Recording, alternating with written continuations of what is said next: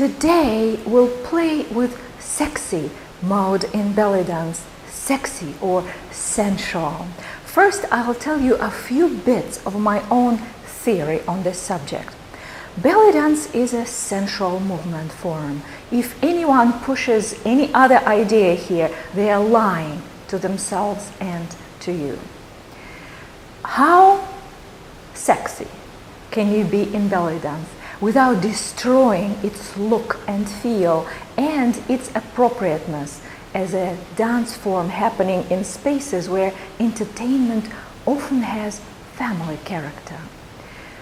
I believe that you can get away with a lot of sexiness or sensuality if you're two things. One, classy, and two, artistic. Erotic dance in a strip club is not artistic in its intent. It's literal in its intent. It's literal seduction. Same with burlesque. Even though there is this acting, playful layer on top, the purpose of undressing is very literal and direct, teasing. In belly dance, the purpose is art, not seduction or teasing. But seductive element can be the building block of your style or an individual performance piece. Then we have classy. This doesn't need to be explained, of course.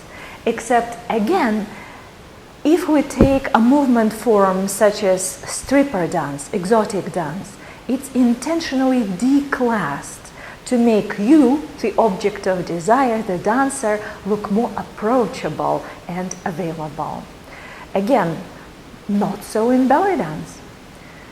Unavailability is the main parameter of a belly dancer. She's a dream, a fantasy, a role model of seductive or passionate femininity, but she is not a seducer.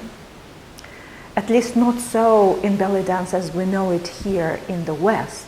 It's different, of course, in the lands of its origin. A few more words on this subject. If you're teaching it, you have to explain yourself, right? So, sexy in a tasteful way in belly dance. There are lots of ways to add that sexy flair to your dancing without stepping onto the turf of burlesque or exotic dance. First of all, the belly dance movement itself is sexy. When you isolate your hips or your chest, to a civilian eye, it looks like you're intentionally drawing their attention to a particular body part. If I isolate by performing a pelvic circle or a chest circle, it looks like a common belly dance move to you and me. But to people whose body parts don't move in that way, it looks wild and erotic. Elements of body language are so deeply seated in our mind that it's useless to tell non-belly dance public that belly dance is respectable, ancient, a distant echo of goddess and fertility cult somewhere in the desert. To them, it's just sexy rising in a half-undressed state. This is the reason belly dance doesn't have that respectable status among hypocritical performing art lovers. It's just too sexy by its nature. To test how you and I are totally programmed to differentiate between various layers of the body language, look at this. So here I am performing a small pelvic circle. To you, it looks like a graceful, isolated belly dance movement. My feet are together, knees are together, right? Now, what happens if I go into a wide stance like this and squat a bit, and now perform the same pelvic circle? Well, now both you and me, this looks kind of vulgar, right? We think strip club, but say in African dance, this movement is common and not too special. Ballet that looks quite sterile to a modern eye in comparison to belly dance with its turnout, stiff spine and robotic arm, leg and head trajectories used to be sensationally sexy when it first flourished in Europe. So this is cultural programming. We can't overcome it because this is how our audiences are programmed. And it's useless to argue with it. You can't argue with your customer. We just have to deal with it. Okay, now, the truth is, we love belly dance for both its fluid sophistication, totally absent in European dance forms, right? And also for its sexiness. We wear those sexy costumes, so there is a proof that we are at peace with being objects of desire and admiration. The only question remaining is how to play with fire, with its sexiness, and maybe even push it to a certain avertness without being arrested by our belly dance morality police. So today we'll look at ways to be sexy without attracting too much attention from the belly dance critic eager to pounce on anyone who is younger, prettier, and sexier than them.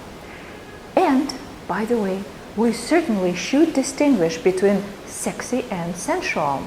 I guess sexy is more overt or playful, while sensual is not deliberate, something that radiates that sensuality, enjoyment of pleasure from the inside, and is a bit more subtle in its outward expression. As in any sexy genre of movement, the strongest sexy signal comes from our hands, from hand gestures. Exotic dancers constantly move their hands all over their body, palm toward their skin, insinuating a caress, inviting to think about touching them.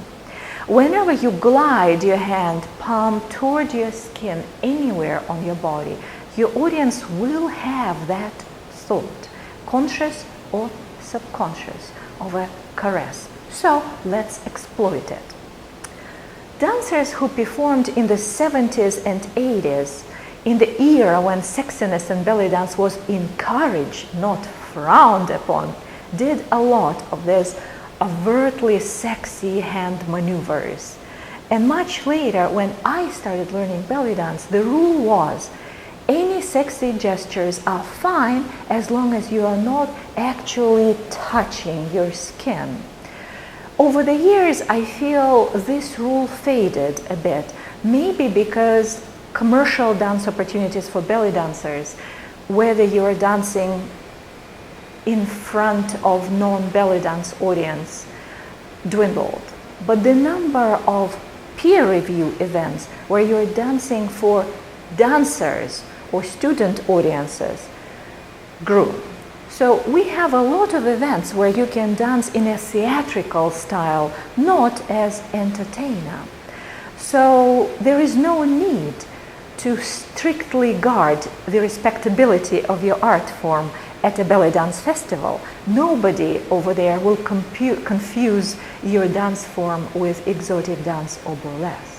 So now I will demonstrate a couple of these hand gestures, sexy gestures, popular with dancers from, say, the 70s and 80s.